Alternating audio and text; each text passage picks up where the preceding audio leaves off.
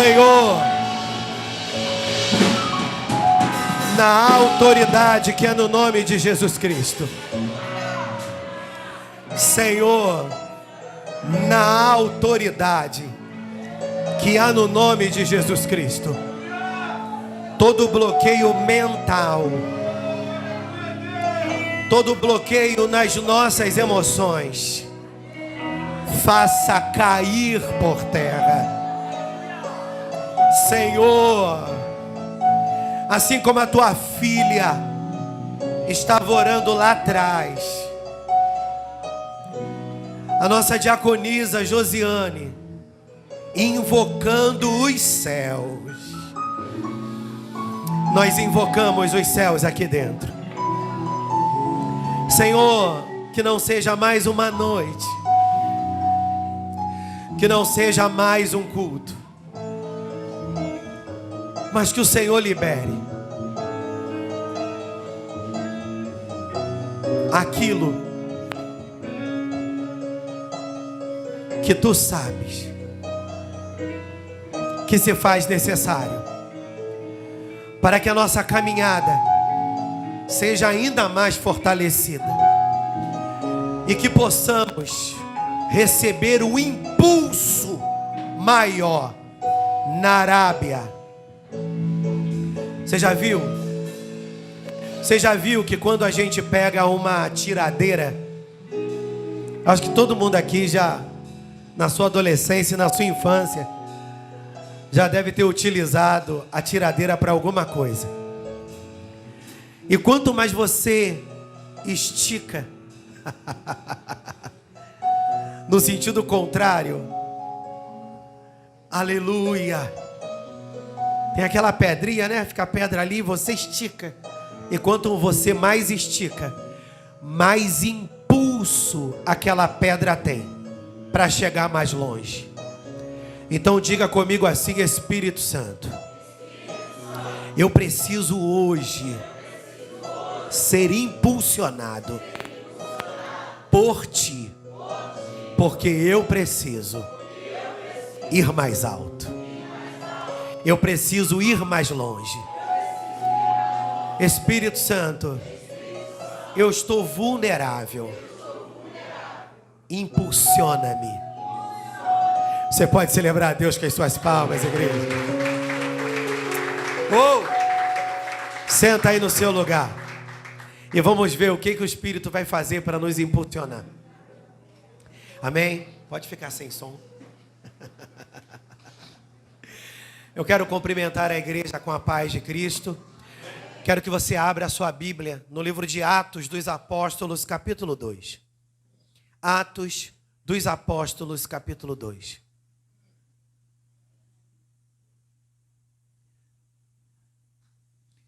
Quem abriu, diga graças a Deus. Eu vou ler aqui. Atos dos Apóstolos, capítulo 2. E cumprindo-se o dia de Pentecostes, estavam todos reunidos no mesmo lugar. E de repente veio do céu um som, como de um vento veemente e impetuoso, e encheu toda a casa em que estavam assentados. E foram vistas por eles línguas repartidas como que de fogo, as quais pousaram sobre cada um deles. E todos foram cheios do Espírito Santo. E começaram a falar noutras línguas, conforme o Espírito Santo lhes concedia que falassem. E em Jerusalém estavam habitando judeus, varões religiosos, de todas as nações que estão debaixo do céu. E correndo aquela voz, ajuntou-se uma multidão e estava confusa, porque cada um os ouvia falar na sua própria língua. E todos pasmavam e se maravilhavam, dizendo uns aos outros: pois que não são galileus todos esses homens que estão falando? Como, pois, os ouvimos, cada um na sua própria língua em que somos nascidos? Partos medos, elamitas e os que habitam na Mesopotâmia, Judéia, Capadócia, Ponto, Ásia, Frígia, Panfília, Egito e partes da Líbia, junto a Cirene, e forasteiros romanos, tanto judeus como prosélitos, cretenses, árabes. Todos os temos ouvido em nossas próprias línguas falar da grandeza de Deus. E todos se maravilhavam e estavam suspensos, dizendo uns para os outros: que quer isso dizer? Diga comigo, que quer isto dizer? E outros, zombando, diziam: estão cheios de mosto. Aleluia. A temática dessa pregação é: a unidade traz o avivamento.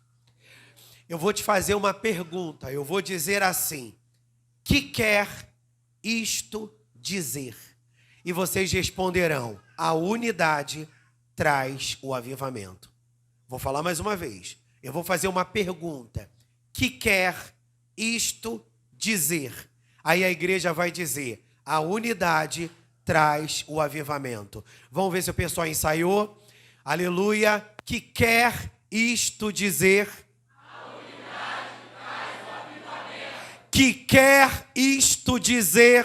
A unidade traz o avivamento. É forte.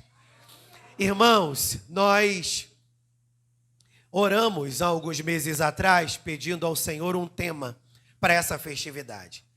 Porque essa igreja, ela está completando hoje mais um ano de existência. Mas eu sempre faço questão de explicar. Eu pedi, o pessoal que organizou a questão da blusa, eu pedi para colocar lá atrás bodas de palha. Porque bodas de palha, se eu não estiver equivocado, remete a 23 anos de existência. Mas na realidade a nossa igreja não tem 23 anos de existência. A nossa igreja, ela se estruturou como igreja no ano de 2003. Então de 2003 para cá não são 23 anos. Se eu não estiver equivocado, são 19 anos. Mas todos aqui sabem, e eu faço questão de dizer, que essa igreja, ela surgiu timidamente através de um ponto de pregação que começou a acontecer na casa dos meus pais. Então, a gente conta desde os primeiros passos em que essa igreja começou a se estruturar. Eu lembro que antes era uma reunião de culto, né? Antigamente se chamava círculo de oração, trabalho de libertação, e depois esse trabalho veio a se tornar uma subcongregação até se tornar uma igreja no ano de 2003. E a gente celebra todo dia 15 de novembro a data do nascimento desse projeto que veio a ser a Igreja Metodista Renovada na Tote. Mas essa igreja não foi fundada no dia 15 de novembro. Essa igreja, ela foi organizada no dia 14 de julho de 2003. Então, se a gente tivesse que contar a partir do período que ela foi estabelecida como igreja, o nosso aniversário seria sempre dia 14 de julho. Mas o primeiro culto que começou a dar inícios a um projeto como esse, ele aconteceu num dia do meu aniversário, que foi no ano de 1993, um culto tímido lá em casa. E depois, numa data do dia 15 de novembro, a gente realizou um culto mais punk e dali o trabalho não mais parou. Então, a gente celebra o aniversário da igreja no dia 15 de novembro para homenagear a pedra, vamos dizer assim, a pedra principal, a pedra que foi estabelecida. Lembrei, antigamente se falava pedra fundamental. Então, a pedra fundamental foi estabelecida nessa data, 15 de novembro.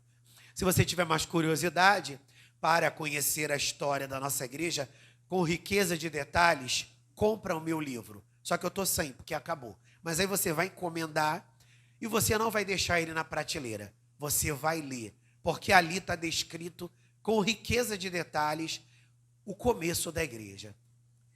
E Deus me deu esse tema pautado em João capítulo 17, e o Senhor saltou essa frase no meu coração: a unidade é uma potência. Mas eu estou pregando no último dia, né? Louvado seja o nome do Senhor. E desde que a agenda da igreja foi organizada, já estava programado que eu pregaria no último dia. Então, tão logo, bendito seja Deus, todos os pregadores passariam por essa temática. A unidade é uma potência. E eu automaticamente me fixaria dentro dessa pauta de João capítulo 17. Mas eu já vinha orando já algumas semanas atrás, antes da nossa reunião de pastores, né, que eu faço parte, que é coordenada pelo apóstolo Valmer, e umas 2 ou 3 semanas antes dessa reunião, que foi o mês passado, eu falei, Deus, tudo bem, a unidade é uma potência e é isso que tu quer falar. Mas Deus, me dá um texto a mais, Senhor. Me dá um texto a mais que vai elucidar essa pauta da unidade. Se tu quiser que eu fale em João capítulo 17, tu vai fazer emergir um algo a mais, para eu falar, aleluia, e complementar aquilo que teus filhos estão falando ou estarão falando. Porque no sábado pregou o pastor Douglas brilhantemente, no domingo pregou o pastor Sandro brilhantemente, segunda-feira pregou a pastora Eliane brilhantemente, e eu estou aqui. E o Senhor me dá uma revelação na tua palavra. E o Senhor trouxe uma inspiração para o meu espírito em Atos dos Apóstolos, capítulo 2. E foi interessante que quando o Espírito trouxe essa revelação para o meu coração, eu comecei a ler, né? Já conheço muito bem essa história. Senhor, me faz saltar para além das escrituras, para além do que está registrado aqui, essa unidade que a gente vê como rastro desse avivamento. Aí a gente foi para a reunião do apóstolo e ele pregou muito sobre unidade. Eu não sei se o Michel lembra, louvado seja Deus, ele pregou muito sobre unidade. No final eu até falei com ele, neguinho, tá ligado, hein? Bendito seja o nome do Senhor. A tua palavra só veio dar respaldo para a revelação que Deus me deu para abençoar essa igreja. Então vamos lá. A temática é: a unidade traz o avivamento. Só que a gente tem muito hábito de dizer que a unidade é sempre uma bênção. A unidade nos leva sempre a avançar. A unidade nos leva sempre a conquistar lugares altos. Mas eu percebi, à luz das Escrituras, que nem sempre a unidade nos leva a caminhar debaixo da bênção. Nem sempre, meu irmão, a unidade, ela nos leva a caminhar debaixo da bênção.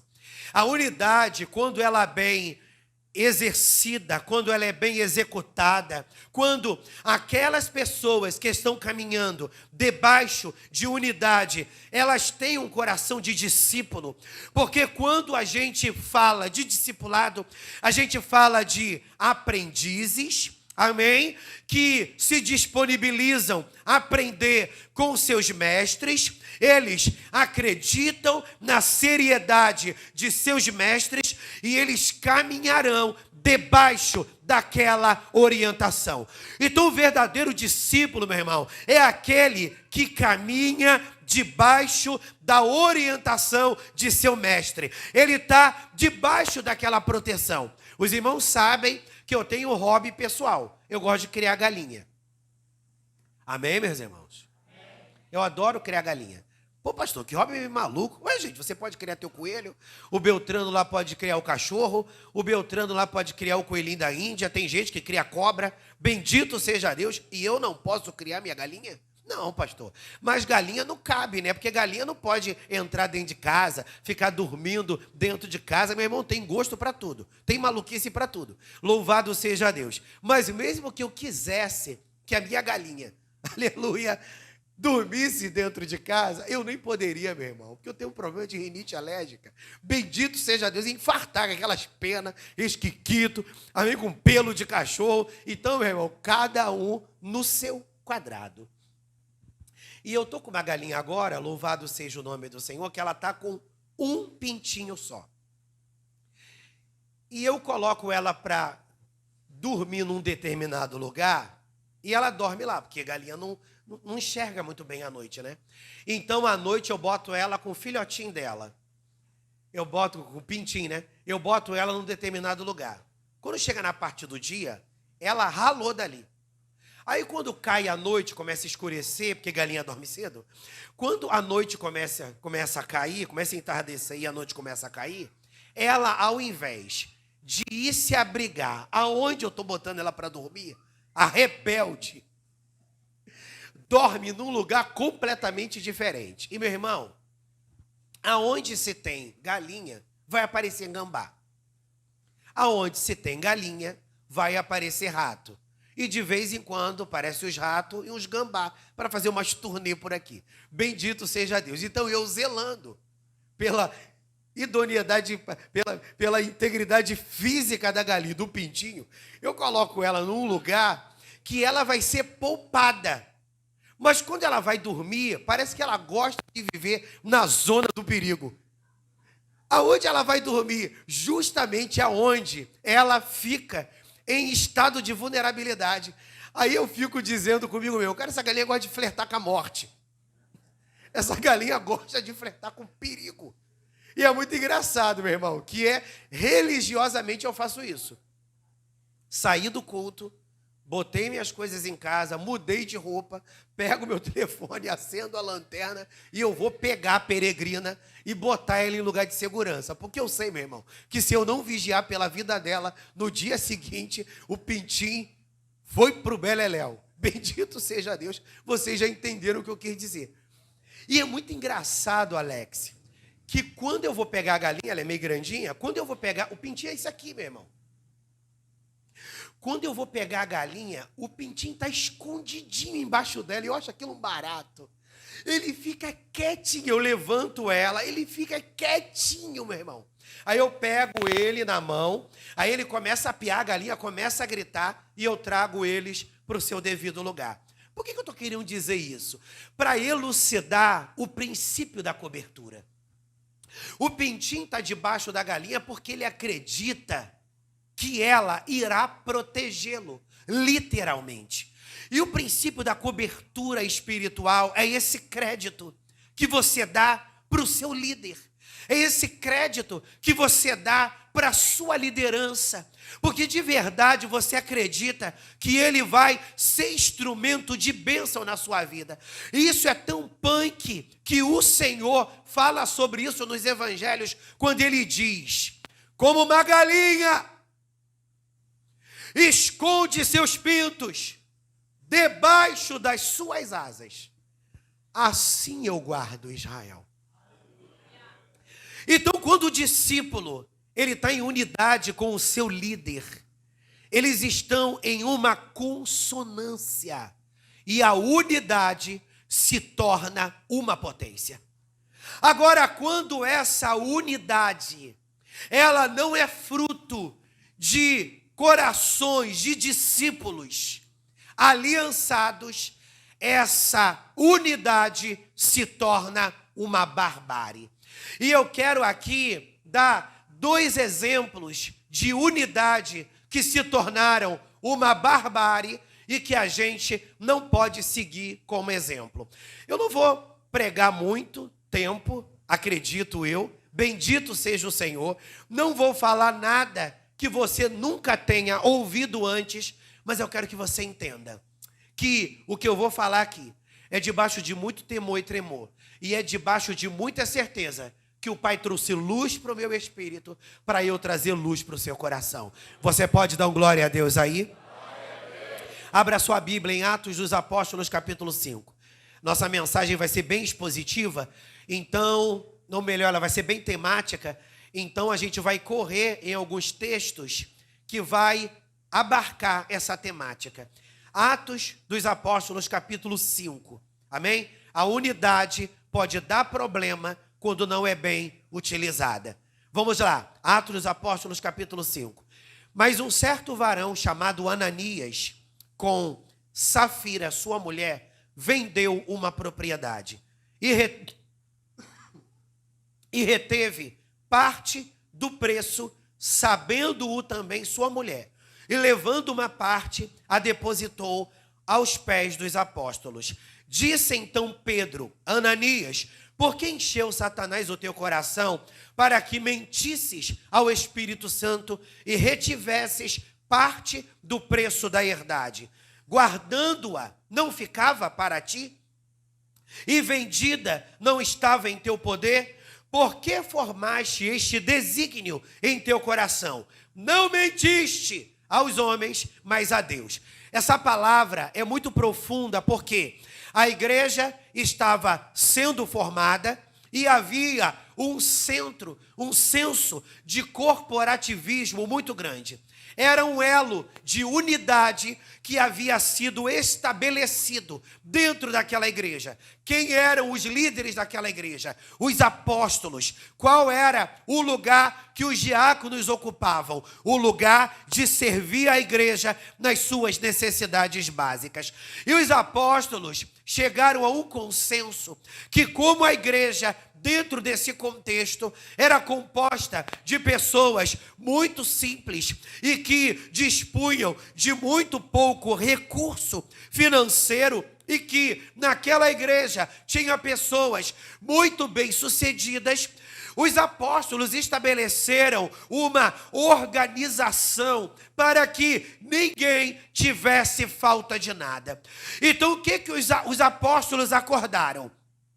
Não era uma lei, não era uma regra que todos seriam obrigados a se submetê-la, mas os apóstolos, eles estabeleceram uma aliança. E muitas daquelas pessoas propuseram em seus corações seguir aquela aliança, seguir aquele propósito. Então era mais ou menos assim: aquele que tinha 2 casas ofertaria uma casa na vida de alguém.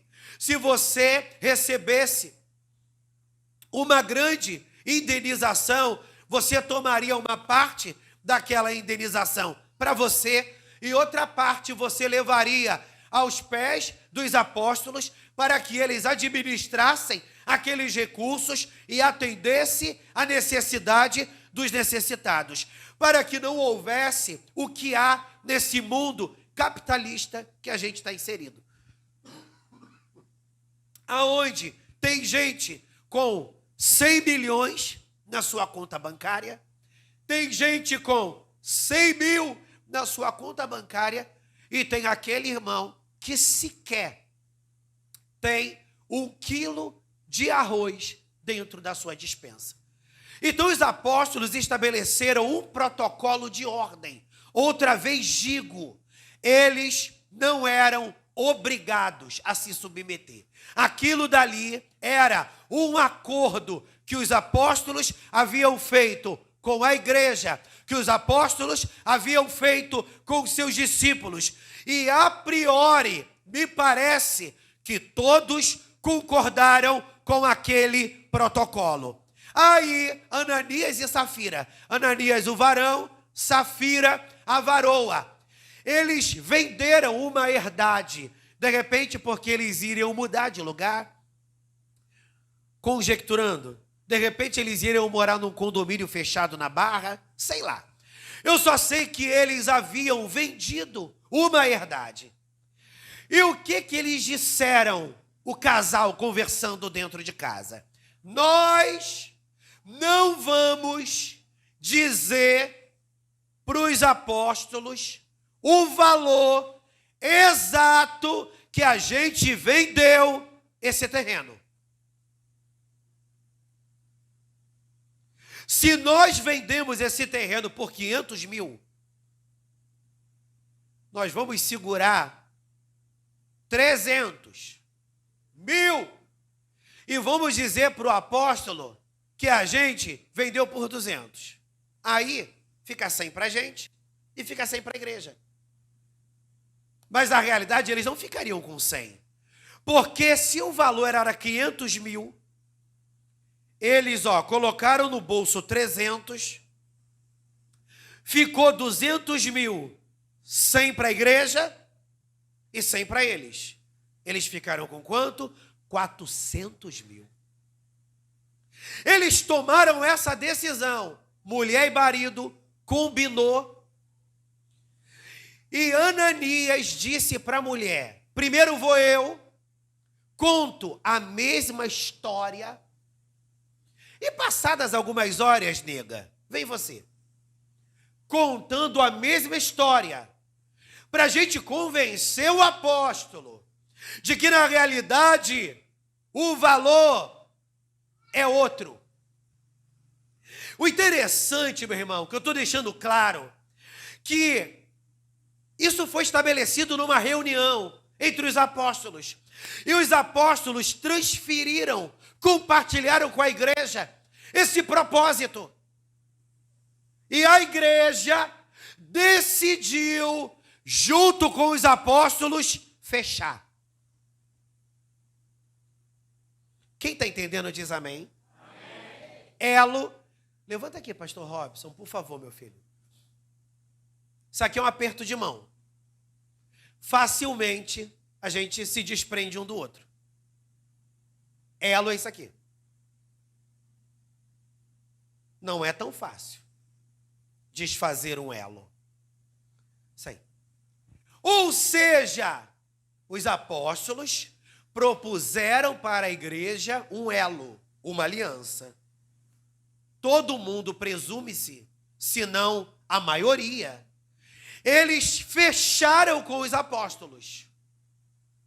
E Ananias e Safira disseram que fecharam com os apóstolos. Mas na hora que eles estavam com o dinheiro na mão, eles mudaram de ideia. Isso é um exemplo de uma unidade que, quando não é bem utilizada, se torna um problema.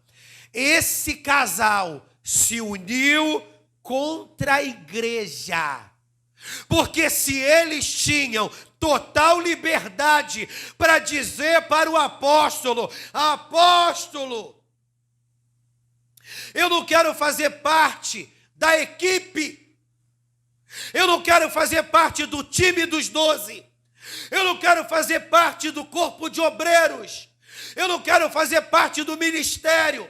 Suponhamos que o apóstolo tenha dito: olha, todo mundo que fizer parte do ministério tem que fazer esse elo. Qual era a de Ananias e Safira? Apóstolo, eu não quero mais fazer parte do corpo de obreiros.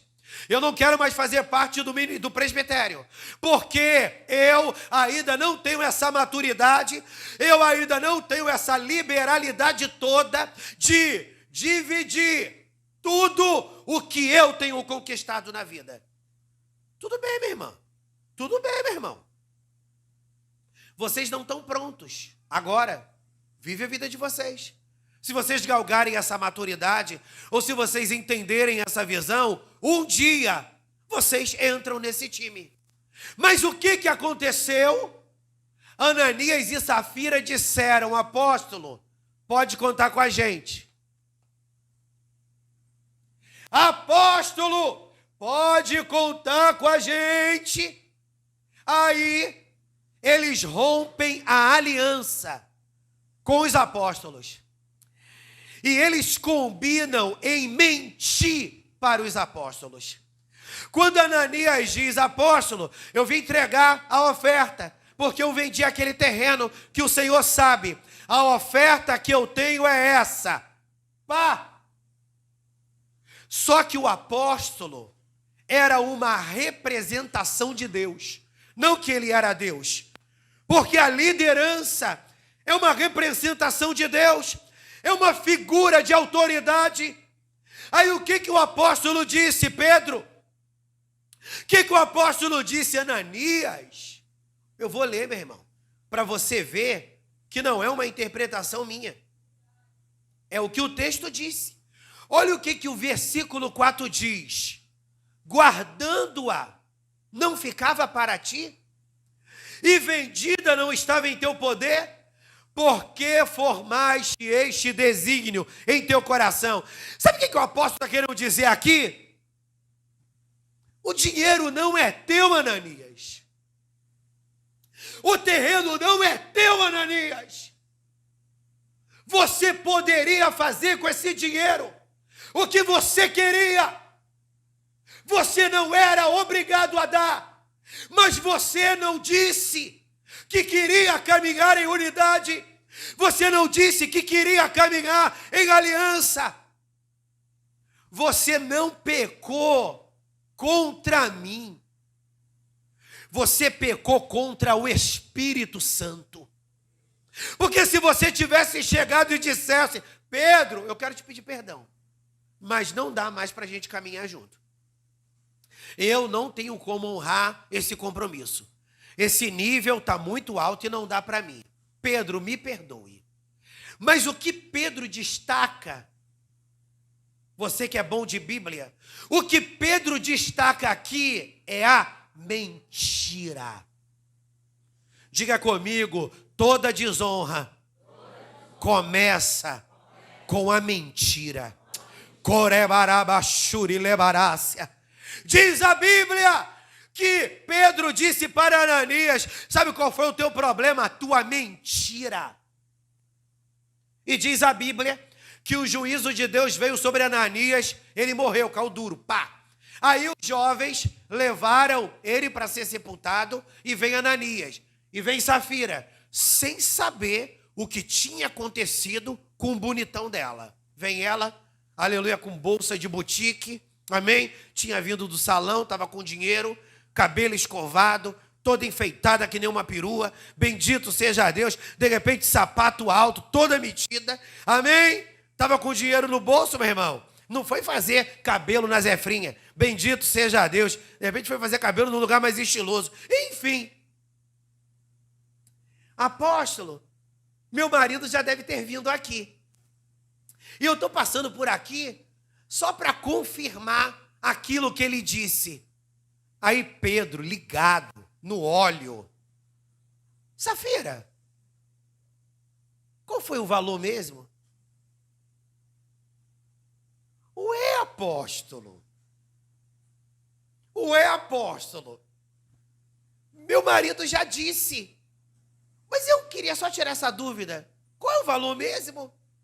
O valor é esse, pá, na Arábia. Vamos ver aqui, meu irmão. Versículo, louvado seja o nome do Senhor, 6. E levantando-se os mancebos, cobriram o morto, e transportando para fora o sepultaram. E passando um espaço de quase 3 horas, entrou também sua mulher, não sabendo o que havia acontecido. E disse-lhe Pedro, dize-me, vendeste, portanto, aquela herdade? Ué, Pedro não sabia, ele estava dando oportunidade a ela, para ela se arrepender. Vendeste, portanto, aquela herdade? E ela disse, sim, portanto. Cínica. Então Pedro lhe disse, por que é que entre vós vos concertastes para tentar o Espírito do Senhor? Eis aí a porta, os pés dos que sepultaram o teu marido, e também te levarão a ti. Ou seja, qual é a temática dessa pregação? A unidade traz o avivamento. Ananias e Safira foi um casal que se uniu para trazer desonra, se uniu para quebrar aliança, se uniu para mentir, se uniu para quebrar um protocolo. Pastor, como deveria ter agido Ananias e Safira? Apóstolo, não dá para a gente honrar esse compromisso. Não, apóstolo, eu honrei, eu quero honrar o compromisso. Mas eu vou honrar esse compromisso, porque diz a Bíblia que palavra de cristão é sim, sim, não, não. Mas da próxima vez eu não quero mais estar nesse nível. Mas Ananias e Safira se uniram para trazer desonra. Toda desonra interfere o avivamento. Então diga comigo, a unidade pode dar problema quando ela não é bem utilizada. Um outro exemplo clássico que a gente pode utilizar está lá em Gênesis capítulo 11. Abra sua Bíblia aí. Oh, Espírito de Deus. Gênesis capítulo 11. Esse texto foi um texto que o apóstolo Valmer usou na reunião. E eu, cara, tudo a ver.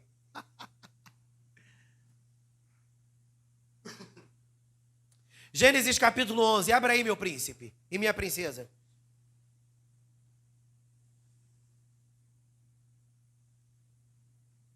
É para você pensar. E era toda a terra de uma mesma língua e de uma mesma fala. E aconteceu que, partindo eles do Oriente, acharam um vale na terra de Siná e habitaram ali. Gênesis capítulo 11, estou lendo o versículo 3. E disseram uns aos outros: eia, façamos tijolos e queimemo-los bem. E foi-lhes o tijolo por terra e o betume por cal. E disseram: eia, edifiquemos nós uma cidade e uma torre cujo cume toque nos céus, e façamo-nos um nome, para que não sejamos espalhados sobre a face da terra. Então desceu o Senhor para ver a cidade e a torre que os filhos dos homens edificavam, e disse: eis que o povo é um. Diga comigo, eles estavam em unidade.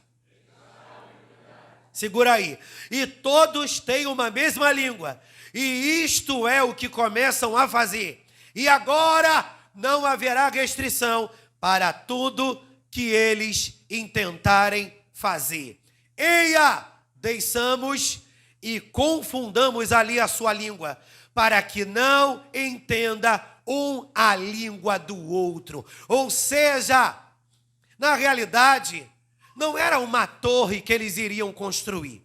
Se você vai para o original, você vai descobrir que eles queriam construir uma pirâmide que tinha degraus. Então, tão logo essa pirâmide tendo degraus, parecia ser uma torre. Qual era o propósito desse povo em construir essa pirâmide? Erguer uma espécie de um monumento para que eles pudessem se encher de orgulho, se envaidecer e bater no peito. Nós fizemos isto porque somos bons e não precisamos de Deus. Então a Torre de Babel, que na realidade era uma pirâmide, estava sendo construída como símbolo de afronta e de desonra a Deus, para dizer: nós não precisamos de Deus, nós podemos chegar o mais alto posto sem Deus. E aquela unidade chamou a atenção de Deus.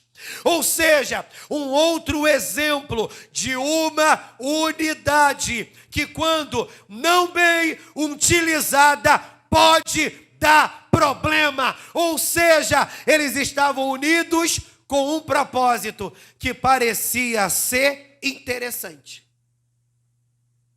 para eles, Silene. Eles estavam unidos num projeto que parecia ser bom para eles, mas aquele projeto não era bom para o todo. Eu gostei muito de uma palavra que o pastor Sandro trouxe. Ele ficou elucidando isso o tempo todo. Aleluia! O que Deus traz sobre você no individual tem que convergir para o coletivo. O que Deus te dá é para você liberar. O que Deus te dá é para você liberar. Então, o que Deus traz sobre você é para convergir no todo e não somente no seu a sós. Diz a Bíblia que o Senhor disse: nós vamos confundir a língua deles, porque se nós não confundirmos a língua deles, nós não poderemos pará-los. Olha o que diz o versículo 6. E disse: eis que o povo é um, e todos têm uma mesma língua, e isto é o que começam a fazer, e agora não haverá restrição para tudo. Ou seja, se nós deixarmos eles concluírem essa pirâmide, a triunidade conversando, deve ser maneiro, né? O Deus Pai, o Deus Filho, o Deus Espírito Santo convergindo numa única direção.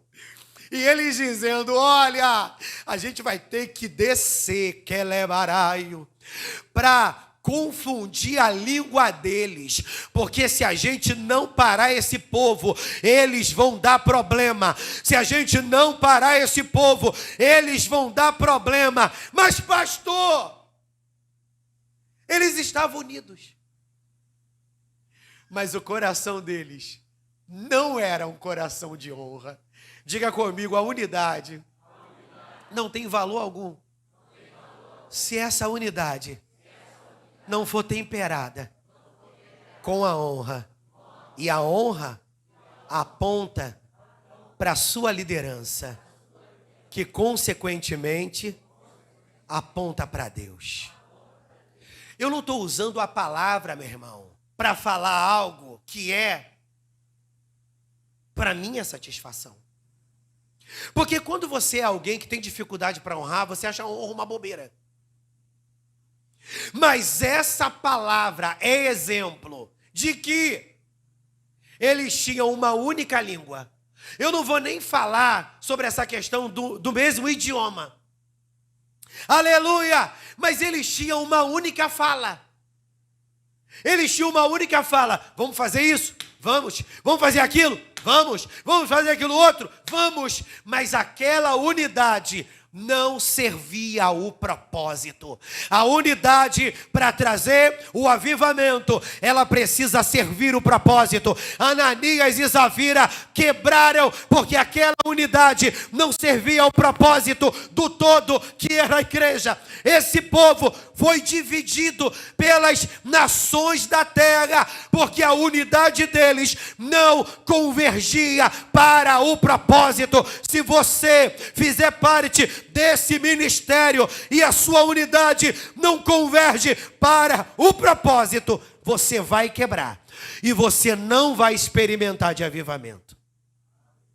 Agora eu quero entrar na unidade quando bem aplicada.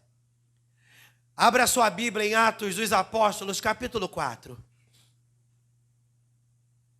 Atos dos Apóstolos, capítulo 4. Eu dei o exemplo de Ananias e Safira, que não seguiu a direção correta. Vamos ver um outro membro dessa mesma igreja que seguiu uma direção correta? Esteja aí orando em espírito e atento à palavra, porque Deus está quebrando decretos do inferno sobre a tua vida para fazer você permanecer em desonra. Deus vai quebrar esses decretos. Abra sua Bíblia, bonito e bonita, em Atos dos Apóstolos, capítulo 4. Quem abriu, diga: eu já estou na sintonia. Eu vou dar o exemplo de um homem que caminhou numa direção completamente diferente da direção de Ananias e Safira. Capítulo 4, a partir do versículo 32. São 5 versículos que eu quero ler, rapidinho. Olha só. E era o coração e a alma da multidão dos que criam.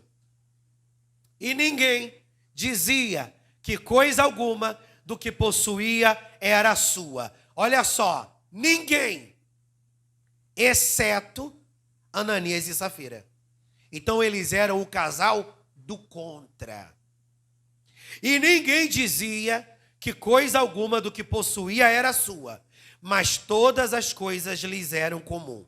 E os apóstolos davam com grande poder testemunho da ressurreição do Senhor Jesus. E em todos eles havia abundante graça. Não havia, pois, entre eles necessitado algum, porque todos os que possuíam herdades ou casas, vendendo-as, traziam o preço do que fora vendido e o depositavam aos pés dos apóstolos. E repartia-se por cada um, segundo a necessidade que cada um tinha. Presta atenção. Então José, cognominado pelos apóstolos Barnabé, que traduzido é filho da consolação, levita, natural de Chipre, olha o que ele fez, possuindo uma herdade, vendeu-a e trouxe o preço e o depositou aos pés dos apóstolos. Você pode dar glória a Deus, meu irmão? Barnabé é a figura do discípulo que caminha debaixo de cobertura espiritual e caminha debaixo de aliança. Ananias e Safira venderam a herdade e confundiram, ou melhor, pensaram poder confundir o apóstolo pregando-lhe uma peça, contando uma mentira.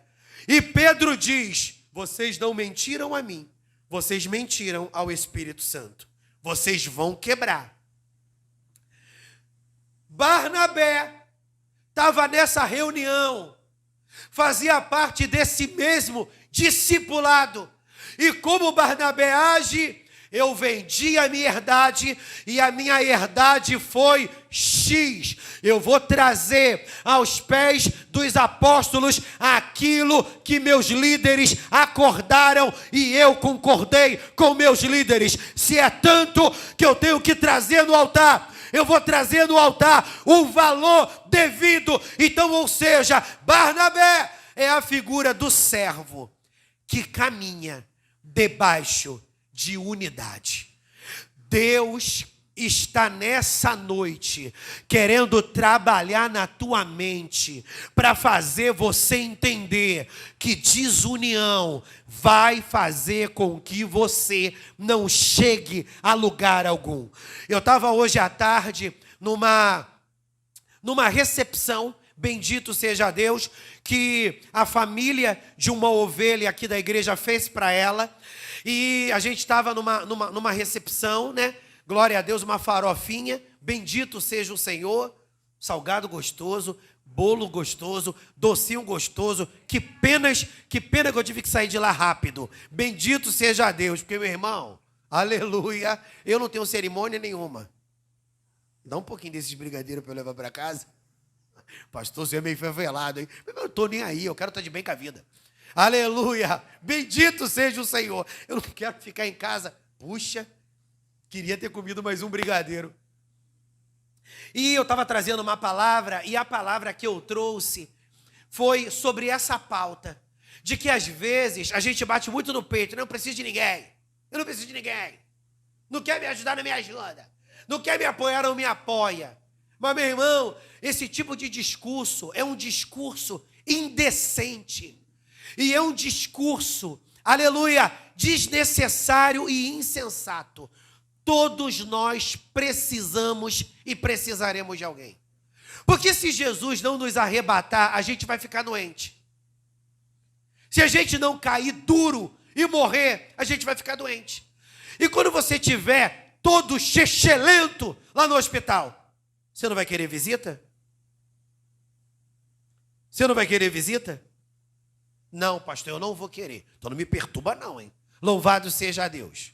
Não me perturba não, pastor, o senhor nem me visitou. Ué, você não falou que não queria visita? Eu não vou fazer questão nenhuma, meu irmão. Bendito seja Deus, é um trabalho a menos.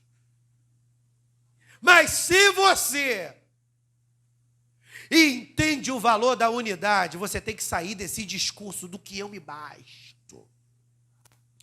Deus, nessa noite, quer te ensinar a caminhar em unidade. Deus quer te ensinar nessa noite a caminhar em unidade. Quando você vê pessoas que têm dificuldade para caminhar em unidade, elas têm dificuldade para ter amizade.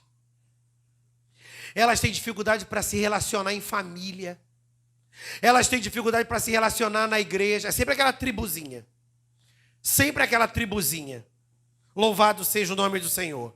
Ele nunca é para além daquilo. E às vezes é sempre aquele discurso. Não, é o outro que é um problema. É a outra que é um problema. É o vizinho que é o problema. Às vezes o problema é você. Porque a gente tem muito disso. Louvado seja o nome do Senhor. O ser humano é muito problemático. Só que nós somos seres humanos. Mas pastor, eu não quero caminhar no meio de muita gente. Nem eu. Amém? Eu não tenho vontade nenhuma de caminhar no meio de muita gente. Como assim, pastor? Me explica essa parada aí. Rapidinho. Existe aquele tipo de pessoa que é extrovertido. E uma pessoa extrovertida, ela gosta de estar no meio de muita gente. Existem pessoas que são introvertidas. Elas são mais reservadas. Eu gosto de me relacionar com um grupo reservado. Mas eu não fico sofrendo porque o irmão é popular e eu não sou popular não, meu irmão. Mas existem pessoas que não querem se abrir para se relacionar com mais pessoas e fica se lamentando. É a palavra que a pastora trouxe ontem, sobre unicidade. Meu irmão, você precisa se conhecer. Você precisa se conhecer, você precisa se perceber. Porque se você não estiver de bem com você mesmo, você não vai conseguir estar de bem com ninguém. E hoje Deus está dizendo, eu quero fazer você entender que você é melhor caminhando junto do que caminhando separado. Amém, gente? Quem pode dar um glória a Deus aí? Aí agora eu vou para o começo da palavra para fechar. Atos dos Apóstolos, capítulo 2. Eu dei o exemplo de unidade que dá problema, Ananias e Safira, a unidade que havia na Torre de Babel.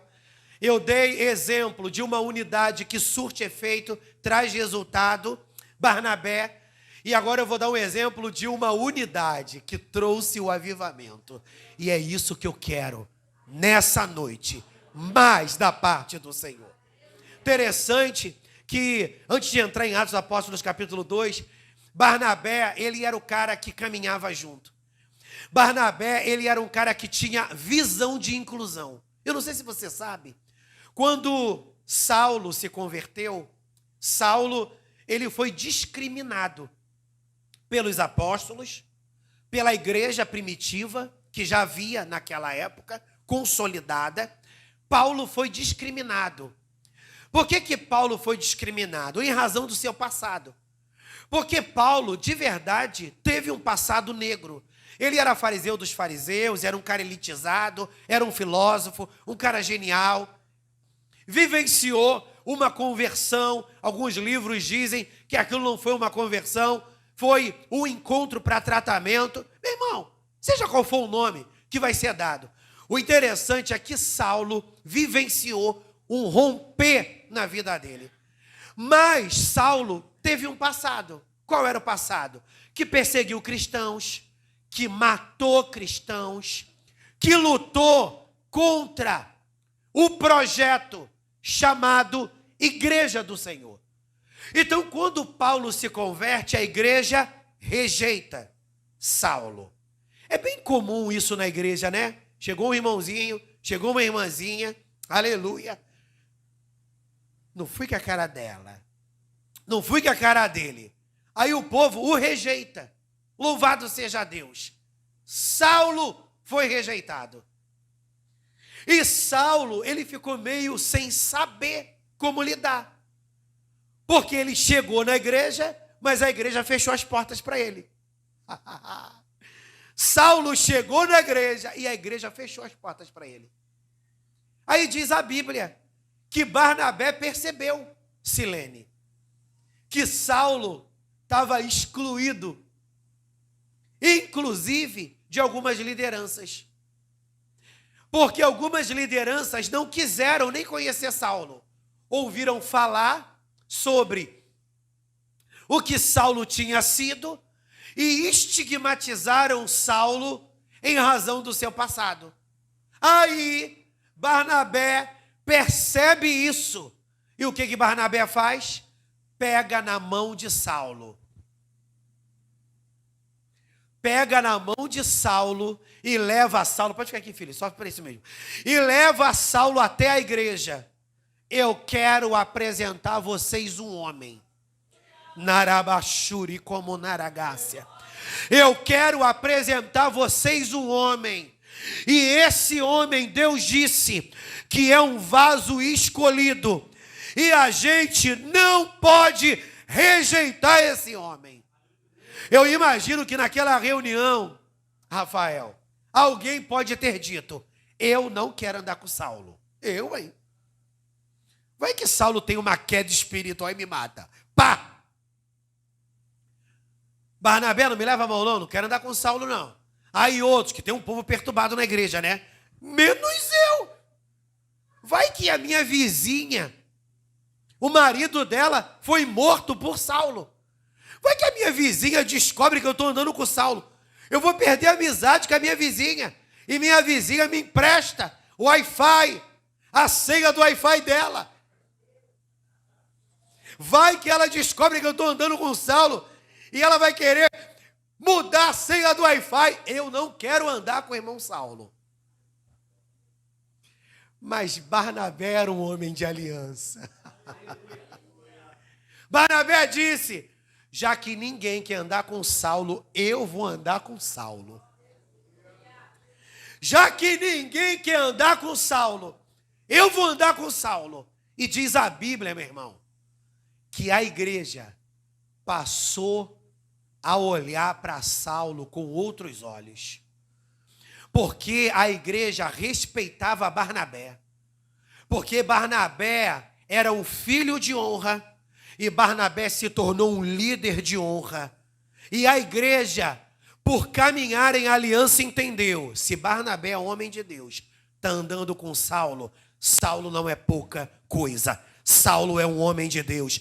Isso é andar em unidade. Às vezes nós vemos dentro da igreja: pastor, o senhor está errado. Pastor, eu não concordo. Pastor, não sei o quê. Pastor, o senhor está errado. Não, meu irmão, para de perturbar. Se você sabe ou acha que seu líder está errado, ore por ele. Deus vai quebrar a cabeça, aleluia, do nego, e ele vai entender a visão. Porque diga comigo: agindo Deus, ninguém impede. Agindo Deus, ninguém impede. Vamos para Atos dos Apóstolos, capítulo 2. Eu quero ler apenas o versículo 2. E de repente, pode fazer um som, teclado, só o teclado, bem no fundo. E de repente, veio do céu um som, como de um vento veemente e impetuoso, e encheu toda a casa em que estavam assentados. Eu quero ir para algo prático. Mas antes disso, a Bíblia fala que a festa de Pentecostes era uma festa que se celebrava a colheita. Então, a última colheita do ano, bendito seja Deus, era motivo de celebração.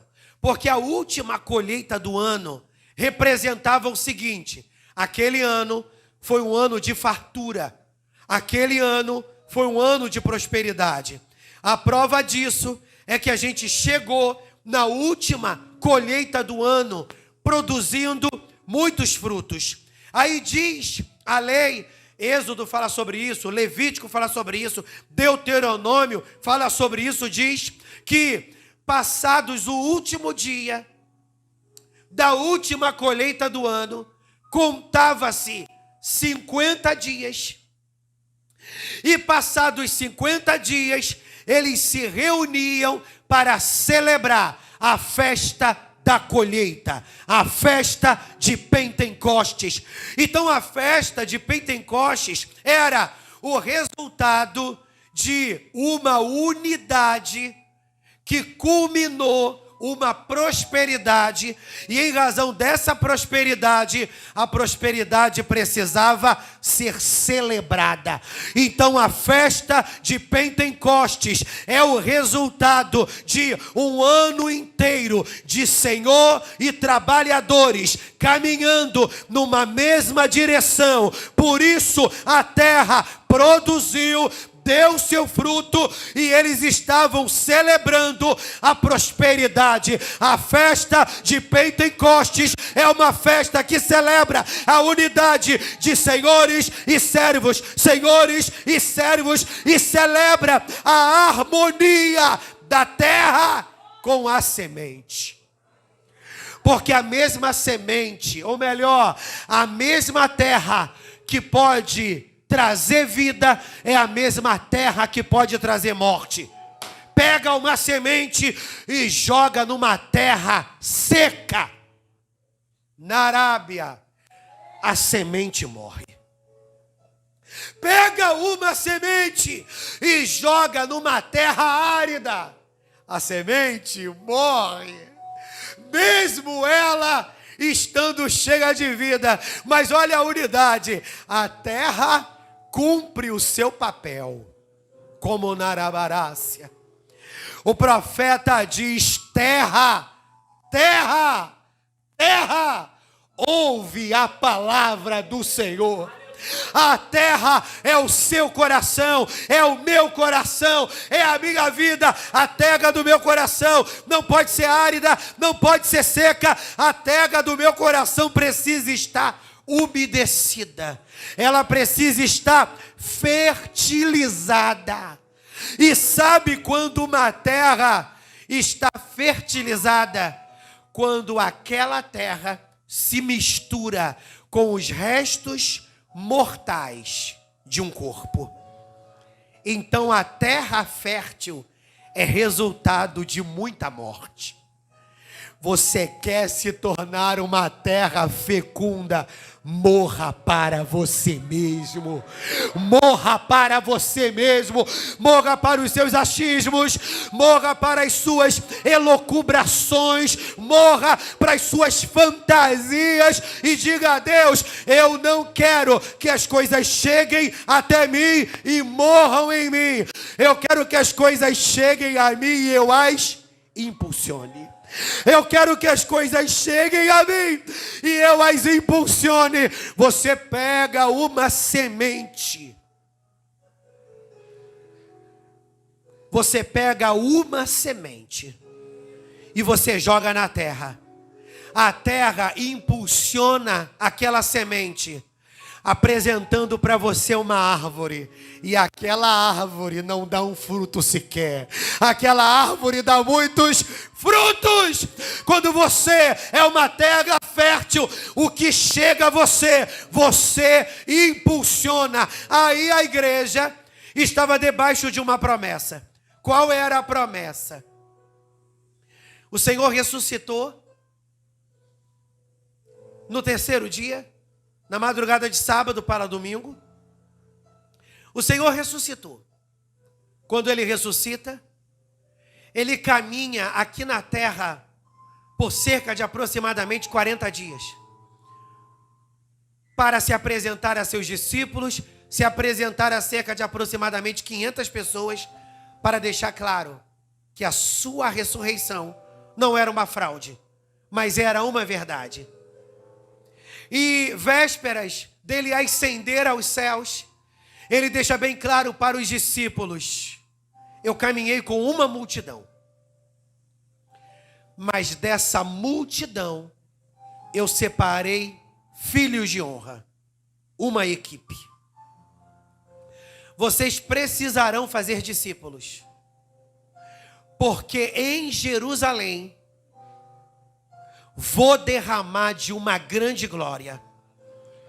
E depois que essa grande glória for derramada em Jerusalém, vocês serão testemunhas em Judeia, Samaria e até os confins da terra. Mas vocês não poderão sair de Jerusalém sem que antes tenham recebido desse revestimento. Eles pegaram aquela palavra, por serem terras férteis, eles convenceram cada um 10 pessoas. Porque não era 120 pessoas aproximadamente? Então suponhamos que cada um contagiou 10 pessoas. 12 discípulos, 120 pessoas. E eles foram para o cenáculo orar. Passam-se 10 dias. E a Bíblia diz que eles estavam dentro do cenáculo. E de repente vem um vento forte. Com um vento, veio um som, perdão, não veio um vento forte, veio um som como de um vento impetuoso. Já viu quando você está dentro de casa, aleluia, vendo televisão ou fazendo alguma outra coisa e de repente você ouve aquele vento forte fazendo um barulho, só que eles não viram vento. Eles ouviram o barulho, era o som como de um vento impetuoso. Mas diz a Bíblia que essas 120 pessoas estavam unidos em oração. E diz a Bíblia que naquele momento, aquela presença poderosa enche aquele lugar. E todos aqueles homens recém-convertidos, com mais tempo de convertidos, cheios de defeitos, cheios de limitações, cheios de coisas a resolver, mas eles convergiam numa mesma direção. O nosso mestre disse que a gente precisa caminhar unido. O nosso mestre disse que a gente precisa caminhar de mãos dadas. O nosso mestre deu o comando: ficar em Jerusalém. Então nós vamos fazer exatamente o que o nosso mestre mandou.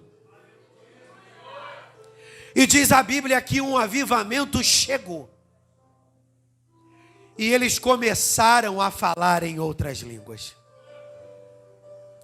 E eles começaram a falar em outras línguas. Diz a Bíblia que as línguas que eles falaram não eram línguas espirituais, mistério, como a gente vai falar hoje. Pergunte para a pessoa que está do seu lado: você já fala em línguas espirituais? Diga para ela assim: se não, você vai falar hoje.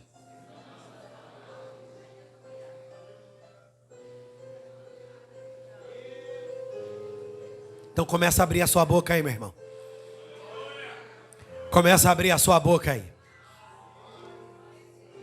Diz a Bíblia que um vento, o som como de um vento impetuoso veio, e eles começaram a falar em outros idiomas. Só que nesse momento que eles estavam no cenáculo, estava acontecendo lá fora uma das festas mais importantes dos judeus. Então a cidade estava cheia. E eles estavam dentro do cenáculo, sendo cheio do Espírito Santo. Aquele enchimento que eles experimentaram dentro do cenáculo foi tão impactante que chamou a atenção de toda a cidade. E muitas pessoas foram até o cenáculo para ver o que estava acontecendo. E quando eles chegaram no cenáculo e viram que homens comuns estavam vivendo uma experiência com o sobrenatural. Já pensou? O Senhor derramar uma glória hoje e eu não consigo mais pregar em português, eu começo a pregar em inglês. Já pensou? Deus derrama agora uma unção sobre você e você começa a falar em francês. Você começa a falar em alemão. Você começa a falar em espanhol. Você começa a falar em grego. Você começa a falar em latim. foi isso que aconteceu. Eles começaram a falar em outros idiomas e aquela obra sobrenatural impactou outras pessoas. Aí sempre tem aquele que se une para tentar atrapalhar a obra. Esses caras não estão cheios do Espírito Santo. Eles estão cheios de mosto. Eles estão embriagados. Eles beberam muito. E eles estão com uma fala desorganizada. E por essa razão, ninguém entende nada. Aí, um dos que estavam no cenáculo disse: vocês sabem que 9 horas da manhã não é horário para judeu beber. Porque, meu irmão, judeu não é pinguço. Pinguço, 7 horas da manhã está na barraca. O café dele é caninha, cerveja, sei lá qual é a perturbação. Aí o camarada disse: eles não podem estar bêbados. Você não tem relógio não, meu irmão? Olha aí a hora. E quando o cara foi olhar a hora, sabe que horas era, Alexandre? 9 horas da manhã. A igreja estava unida 9 horas da manhã. Eu não sei que horas eles começaram a adorar, mas 9 horas da manhã era a hora que o Espírito Santo estava derramando glória sobre aquele lugar. Aí eles entenderam: epa, se eles não estão cheios de mosto, se eles não estão embriagados, o que está acontecendo com eles? E todos começaram a dizer: nós estamos experimentando do avivamento que Joel anunciou. Nós estamos experimentando do avivamento que Joel pronunciou. E o que Joel disse? Que Deus derramaria sobre toda a carne poder, glória, avivamento, servos e servas, filhos e filhas, jovens, anciãos, todos experimentariam desse avivamento. E é desse avivamento que nós estamos experimentando. E diz a Bíblia que eles saem daquela sinagoga e eles vão para a cidade e, falando em outro idioma, eles começam a declarar: Jesus ressuscitou, Jesus ressuscitou, Jesus ressuscitou, Jesus ressuscitou, Jesus ressuscitou. Aí eles começaram a fazer a conexão. Jesus ressuscitou. Então aquele que a gente crucificou era o Filho de Deus. Eu quero hoje entregar a minha vida a Ele. Eu quero hoje entregar a minha vida a Ele. Porque se Ele realizou essa obra sobrenatural de pegar homens simples, analfabetos, e derramar uma graça tão sobrenatural, eu nem imagino o que Ele poderá fazer na minha vida. Se coloque de pé. Todo avivamento precisa fazer aflorar muitas expectativas no coração de um discípulo. Todo avivamento precisa fazer aflorar muitas expectativas no coração de um discípulo. Quem é discípulo aí, levante a sua mão e comece já a falar em línguas. Todo avivamento só é válido quando ele deixa um rastro de resultados. Todo avivamento é válido quando ele deixa um rastro de resultados. Em nome de Jesus, meu irmão, É impossível estar reunido no mesmo lugar sem estar unido no mesmo propósito. É impossível estar reunido no mesmo lugar e experimentar de avivamento sem estar afinado no mesmo propósito. Se você está aqui, a tua fome tem que ser a mesma que a minha. Se você está aqui, a sua vontade de caminhar junto tem que ser a mesma que a minha. De repente você tem um coração como o de Ananias e Safira. Você diz estar aliançado na frente, e por trás você contradiz o discurso que você apresentou na frente do seu líder. Não siga o mesmo exemplo de Ananias e Safira. Eles morreram. Pastor, eu não estou morto. De repente você não esteja morto fisicamente, mas de repente você esteja cambaleando, porque você não está vivendo o que Deus chamou você para viver. O que adianta você querer construir uma torre para levantar o teu nome, para que você se destaque entre os demais? Alguém que é unido, ele não pensa em si. Alguém que é unido, ele pensa no todo. Alguém que é unido, ele pensa no todo. Eu não vou participar daquilo, então eu não quero nem saber se aquilo está fluindo bem. Eu não vou estar lá, eu não quero nem saber se a coisa está dando certo. Quando você caminha unido, meu irmão, você quer ver o bem do todo. Barnabé entendeu que ele poderia guardar o dinheiro da venda daquele terreno na poupança, no banco digital, na Arábia. Mas ele entendeu que aquele dinheiro todo, guardando na sua conta bancária, beneficiaria só ele. Mas Barnabé era um homem de aliança. Como que a minha igreja passando por necessidades, eu não vou me mover em aliança? Como que meu líder está sendo exaurido, com tanta atividade, com tanto trabalho, assoberbado, e eu vou ficar indiferente? Não, ele que procurou, então que ele pague o preço dele. Ele que procurou, que ele sofra sozinho.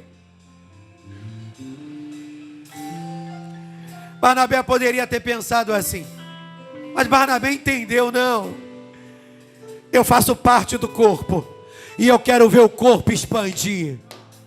Eu faço parte do corpo, e eu quero ver o corpo expandir. Eu vou contribuir com o todo. Eu vou liberar o que eu tiver que liberar, e eu vou unir quem eu tiver que unir, porque na minha vida não reina divisão, na minha vida não reina a discórdia, na minha vida não reina a intriga, na minha vida não reina a desunião, na minha vida honra, a soma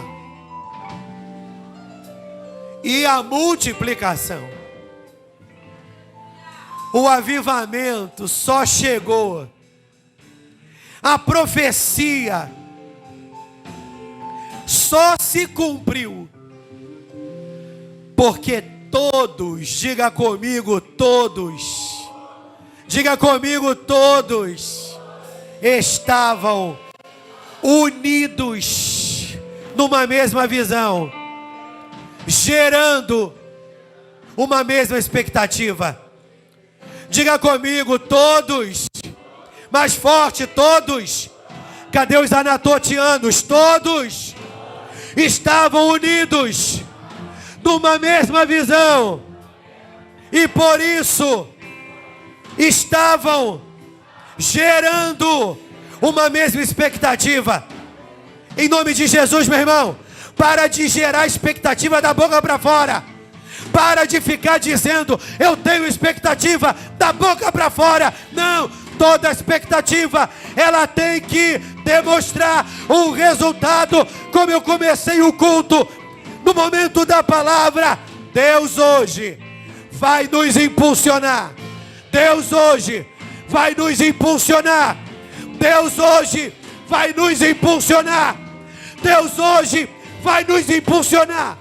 E a gente vai voar mais alto. Comece a falar em línguas aí no teu lugar. Abre a tua boca, meu irmão. Comece a falar em línguas. Comece a falar em línguas. Abra a tua boca. Deixa de ser rebelde. Comece a falar em línguas. Pastor, não está cantando o corinho que eu gosto para me impulsionar para falar em línguas. Pastor, eu não estou com o microfone na mão. Eu não posso falar em línguas. Para de palhaçada e comece a falar em línguas. Porque Paulo diz que uma igreja viva é uma igreja que flui em variedade de línguas, flui nos dons de poder, nos dons de inspiração, nos dons de revelação, e consequentemente vai haver o doutor, vai haver o apóstolo, vai haver o evangelista, vai haver o pastor, vai haver o profeta, vai haver aquele que Deus vai usar em operação de milagres, em operação de maravilhas. Deus vai usar aquele que vai fluir no dom do socorro. Coloque a mão no seu coração. Coloque a mão no seu coração, porque Deus quer trazer um avivamento para a tua vida hoje. Coloque a mão no teu coração, meu irmão. Feche os seus olhos e comece a falar em línguas. Deus falou para mim: eu quero trazer um avivamento sobre a vida da igreja. Eu quero trazer um enchimento sobre a vida da igreja. E esse enchimento é para fazer toda influência de Ananias e Safira caia por terra. Toda influência que veio sobre aqueles homens que ergueram Babel, essa influência de rebelião vai cair. E como Barnabé, que tinha aliança, que era unido, como a igreja primitiva, que era unida, Deus vai trazer unidade para o teu coração. Comece a falar em línguas. Abre a sua boca. Vamos falar em línguas. Enquanto só os instrumentos tocam, vamos falar em línguas. Sem cântico, só os instrumentos. Comece a falar em línguas. Senhor, muda a esfera desse lugar, Senhor. Muda a esfera desse lugar, Senhor. Muda a esfera desse lugar. Eu acredito no batismo com o Espírito Santo. Eu acredito no batismo com o Espírito Santo. E tu me trouxe revelação dessa palavra, porque o Senhor me disse: eu vou trazer um avivamento. E esse avivamento vai ser fruto de um despertamento. Vai ter como resultado um despertamento. Pastores, falem línguas. Diáconos, falem em línguas. Você, meu irmão, fale em línguas. Pastor, eu não sou batizado com o Espírito Santo. Sabe por que você não é batizado? Porque você quer caminhar na sua carne. Quantas das vezes o Espírito já trouxe línguas para os seus lábios? Quantas das vezes você já sonhou? Quantas das vezes você já sonhou falando em línguas? E quando você acorda, você diz: eu não posso falar em línguas, porque eu não sou batizado com o Espírito Santo. Por isso que você não fala em línguas, porque você não é livre. Você quer, não, eu quero ser batizado pulando no poder. Eu quero ser batizado dando glória até ficar rouco. Meu irmão, Deus é Deus que trabalha na sua multiforme sabedoria. Ele trabalha diferente na vida de cada um. Então, em nome de Jesus, seja autorizado para falar em línguas. Seja autorizado para falar em línguas. Se você sentiu no seu espírito, ore em línguas com essa pessoa que está do teu lado. Ore em línguas com essa pessoa. Ore em línguas com essa pessoa. Oh!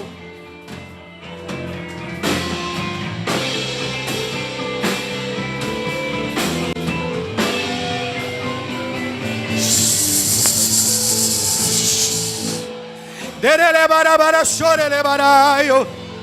Ele barabara chore barabaraio. Lele barala yo yara yara chebiaras. Ele manchore bere barabara barabaras. Ele baraba chore le bara. Ele barabara. Core barabara chore le ba. Ele baraba suri. Quereba chore le barabas. Ole baras yereraio. Ore manchuri le baraio. Todo espírito giramundo faz cair por terra, em nome de Jesus. Todas as pombas giras faz cair por terra.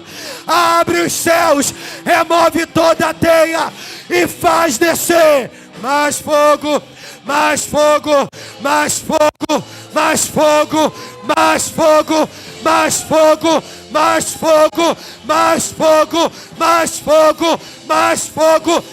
Isso aí, Deus. Pode falar em línguas, minha filha.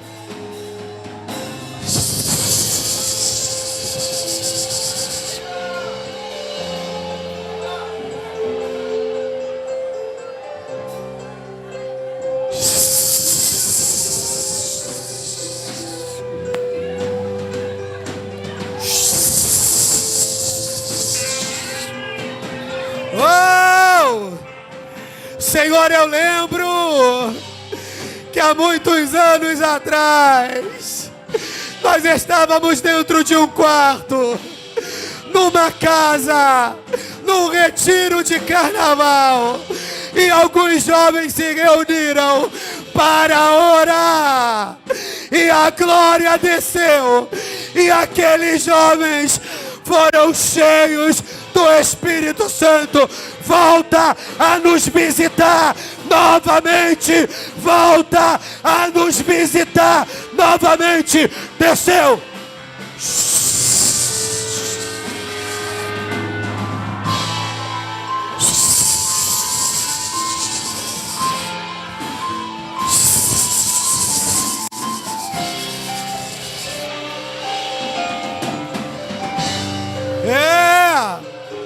Louvem ao Senhor. Louvem ao Senhor. Louve com as vozes. Vamos lá, louvor. Tu provês o fogo.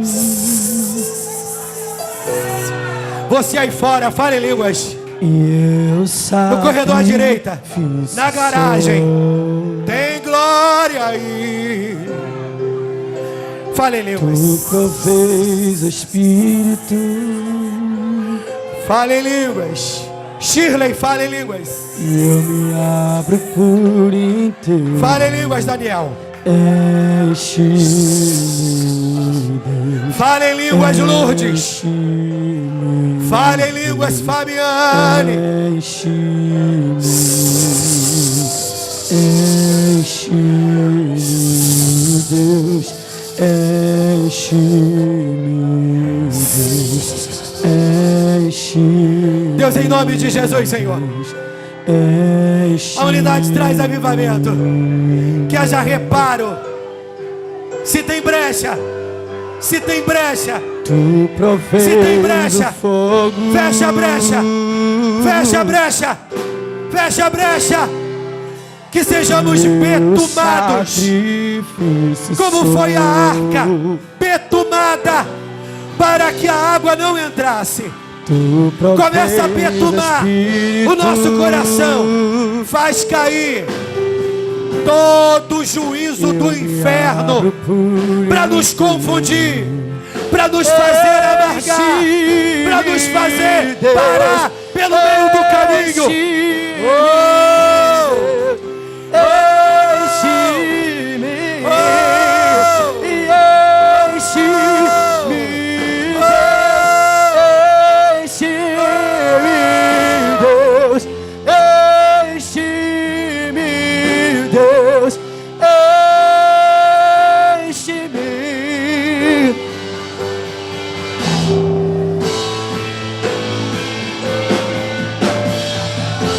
Derrama, derrama a tua glória, derrama a tua glória, e enche-me, Senhor, até transbordar. a tua glória derramar e enche-me, Deus, enche-me, Deus, enche-me. Vamos priorizar as vozes. Enche-me, Enche-me.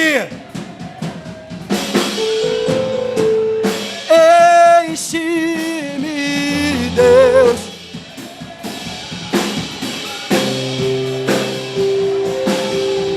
Enche-me. Senhor, derrama o algo a mais sobre a vida da pastora Silene, sobre a vida do pastor Michel. Derrama um algo a mais sobre a vida do pastor Luiz Cláudio.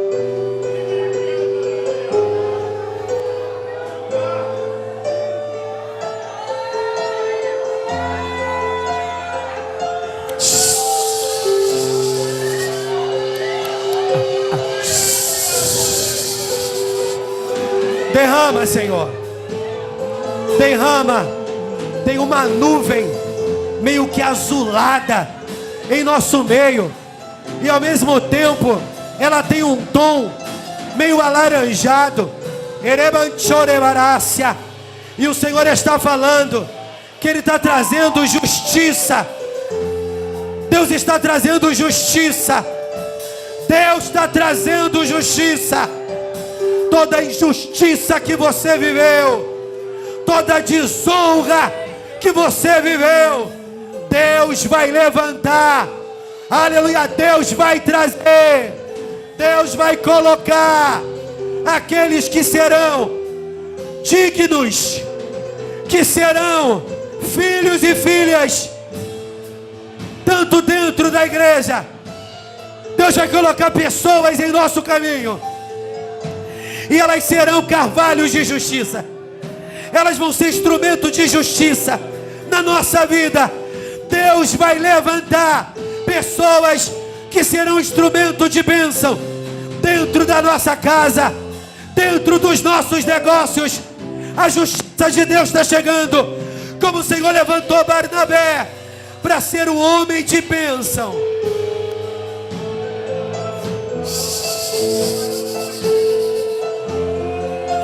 Como Deus levantou aquele homem para comprar a sepultura de Jesus. Deus está levantando pessoas que serão bênção, pessoas que terão, aleluia, braços fortes, terão garra e vão te ajudar, mulher, e vão te ajudar, homem. Eu não estou falando somente para líderes. Tem aí uma glória que Deus está trazendo para o teu coração. Receba aí. E essa glória, ela redundará em um gás. Toda queda, todo desânimo, toda vontade de só ficar deitado, Deus está removendo. Deus está removendo. Recebe esse gás. Recebe esse gás. Recebe esse gás. Espírito Santo, eu quero te agradecer nessa noite por aquilo que o Senhor está fazendo no coração de cada pessoa nesta noite.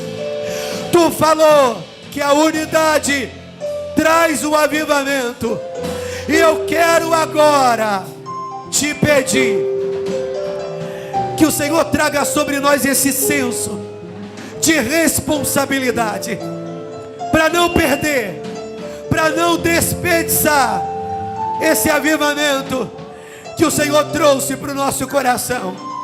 Ananias e Safira caiu por terra, e o Senhor hoje, Senhor, está trazendo sobre nós essa certeza de que aqueles 120, eles só experimentaram da totalidade daquela glória, porque eles estavam unidos. Senhor, faça os velhos sonharem. Faça os filhos e filhas profetizarem. Faça os jovens terem visões. Faça os servos e servas serem tomados por essa glória. Eu quero hoje, Senhor, te pedir, pega na minha mão, pega na minha mão e me faça passar por esse portal que está na minha frente. E esse portal que está na minha frente está escrito o novo. Eu estou parado no meu lugar, Senhor, mas em espírito eu me movo para passar por esse portal. E esse portal está escrito novo. E eu quero te pedir que, como eu estou entrando nesse portal, eu quero, Senhor, que todos os filhos e filhas de aliança, porque tem pessoas, Senhor, que são um verdadeiro presente na minha vida, e o Senhor tem feito esses trabalharem e frutificarem. Nós queremos passar por essa porta. Diga assim comigo: Senhor.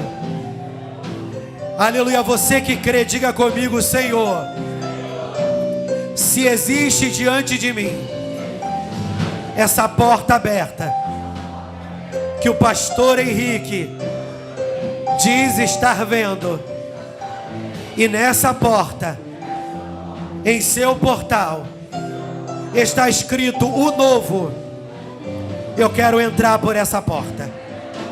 Eu quero passar e ver o que tu tem para minha vida lá do outro lado.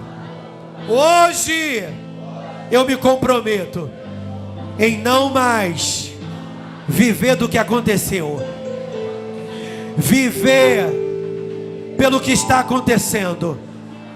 Eu quero entrar nesse futuro que tu me lança a partir desse presente. Diga comigo: impulsiona-me, Espírito Santo, porque não há força em mim mesmo, mas hoje impulsiona-me, em nome de Jesus.